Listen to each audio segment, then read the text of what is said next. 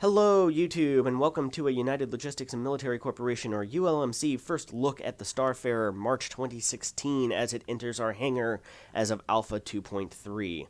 This ship has two variants. This is the standard Starfarer here. It also has the militarized Gemini variant, which exchanges some cargo capacity for better armor and more armament. And ULMC has multiple of both variants of these ships available to the organization, and they will be utilized day one come the persistent universe. Now, this ship is very unique in terms of its capabilities in the Star Citizen universe, as currently it is the only ship that is capable of harvesting the raw materials, processing and refining those materials into fuel, and also delivering fuel as a tanker. It also has kind of a fourth possible role, as it can also be converted and used as a heavy freighter, in addition to those three kind of primary functions. So with that being said, let's take a look at this monstrosity of a ship. Now, it has changed significantly in terms of form, but not function. It grew a lot larger. In fact, I think it was originally $175, then $195. Now it's $300. Took a look there. It looks like a couple of size 4 guns on traditional MISC mounts like you'd see on the Freelancer. This is the fuel scoop, it looks like. It's been modeled in there. This is what allows the ship to do its best impression of Mega Maid and suck, suck, suck from gas giants. I'm assuming probably deep space interstellar gas pockets, as well as possibly from stars as well. They really haven't gone into much detail on what their expectations are given refinery gameplay as of yet and how this will work. I suspect it'll be a series of mini games, from piloting the ship to collect the gases to probably refining will be another mini game, and things like that, as they've discussed in other videos for other activities. Now, I have a suspect that these two larger kind of gray nodes here on, front straight ahead to the right now are the refining modules, and then these 6 other vats are basically storage for either unrefined or processed fuels. Now, it doesn't look like the refueling boon has made it into the model yet that you'll use for tanking up other ships. It looks like we got a pair of turrets here, one on the end of each one of the fork pylons there.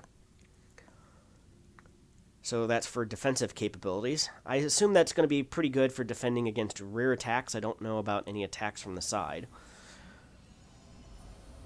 So next we're going to head into the interior of the ship and take a look at what it looks like. And one of the reasons why it got the bump up in price is if you compare this cargo hold to what a constellation, any of the constellations, can hold in terms of cargo, there's really no competition. It got a lot bigger in this area. So you're going to be able to carry cargo pods or pads and quite a bit of internal cargo space, as well as collecting and refining fuel, probably making this ship our ship of choice to resupply distant expeditionary units, as we'll be able to carry probably munitions and other stores that'll be necessary for those operations, as well as deliver and provide fuel, which is something that no other ship really can do in terms of the Star Citizen universe right now.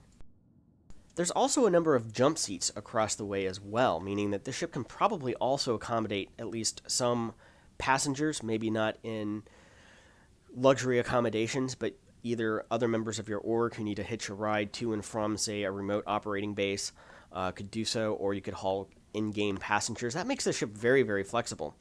That looks like it's an officer's mess of some kind, or a crew mess with a galley, and I don't know what this room is. I'm going to assume it's probably the captain's quarters, but I'm not 100% sure. It could also be a brig for a prisoner or something like that too, or maybe VIP quarters. Maybe you could hold a VIP passenger, say, for distant travel, although probably not very luxurious travel, as it were. So next up, we're going to be taking a look here at what looks to be a row of 6 crew bunks, I'm going to assume. I'm not going to share. Let's see here. So 6 crew members back here. I guess that's kind of what the design is for 6 crew members, and then in the captain's quarters, that's 7. So it's either that or it's a sick bay, but I think it's crew bunks. And men's and women's bathrooms, and I don't know what the difference is here. I don't see like a trash can for sanitary napkins. Looks like there's a shower head over the toilet. Oh, that's a model of efficiency. I mean, seriously, does the other one have that? Yeah, it does. So you can take a dump while taking a shower first thing in the morning. That that is just ingenious. That's how every bathroom should be designed. So we're heading up front here. This is it looks like escape pod area for the ship, and this is the bridge. So right behind the bridge is the escape pods. That's good, in case you do have to abandon ship. And well, looks like we got 1, 2, 3, 4, 5 stations here. We'll go ahead and sit down here. They've added chairs, which was not in the initial reveal video and around the verse, as I clip out. Go to first-person view here. So I'm guessing that this is where maybe the refueling boon, as well as maybe engineering, shield controls, things of that nature will take place in those 2 side stations. It looks like we got a captain's chair down there. We have this overhead panel that looks like it's kind of out of the way and unreachable unless you're standing right there behind it. A little co-pilot's chair. Looks like this will be the pilot's chair. So this is reminding me of a setup a lot like a 767 or a 777 or an Airbus or other tube liner. This control panel, I mean, the overhead control panel, I mean, that's kind of a hallmark of tube liners, as it were, in flight simulators in the real world. But that panel seems like it's a little bit far and out of reach. But then again, depth perception in these games on a flat screen can sometimes be off. Maybe we can. Let's see if we can get a better look. Let's see. Yeah, that still looks like it's a little bit out of reach for most characters' player arms, as it were. So I don't know if it'll be clickable and things like that in the future in order to control ship functions or whatnot, or if it's just there purely for aesthetic reasons. So let's take a look here. Can we get into the captain's chair? Nope. So the ship does have a ship's captain's chair. I think that's a first of any of the multi-crew ships. And it'll be interesting because I think once we start talking about Starfarers that you'll actually have a ship captain in charge of the overall mission of the ship with pilots under their command, as opposed to having a pilot in charge in Constellation and smaller ships who will be responsible for calling the shots on that particular ship within our organization. So another look at the escape pods here. So those are conveniently placed. So back in the back of the ship again, and this is a beryllium spare. It looks like it's straight out of Galaxy Quest, and I don't know what's supposed spacesuits maybe? Is this an airlock, or is it like radiation suits? You know, like in Star Trek 2, when they were all going for their masks and anti-radiation suits, when the warp core was taking damage. Oh, no, okay, so it must be an airlock, because here's a lift and we go down.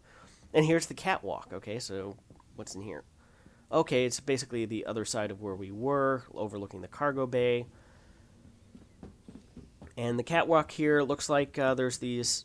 Okay, each vat looks like it has its own little display panel, so that'll probably be where a cargo master or a load master is responsible for going out and checking on the cargo every once in a while. I'm guessing to assure that temperatures are maintained in the correct levels, or pressure doesn't build up or anything like that. There will probably be some sort of mini game involved there. You can see the 2 turrets back there that provide, I think, decent under and rear coverage for air fields of fire. As, nope, can't do that there. As calling down another lift.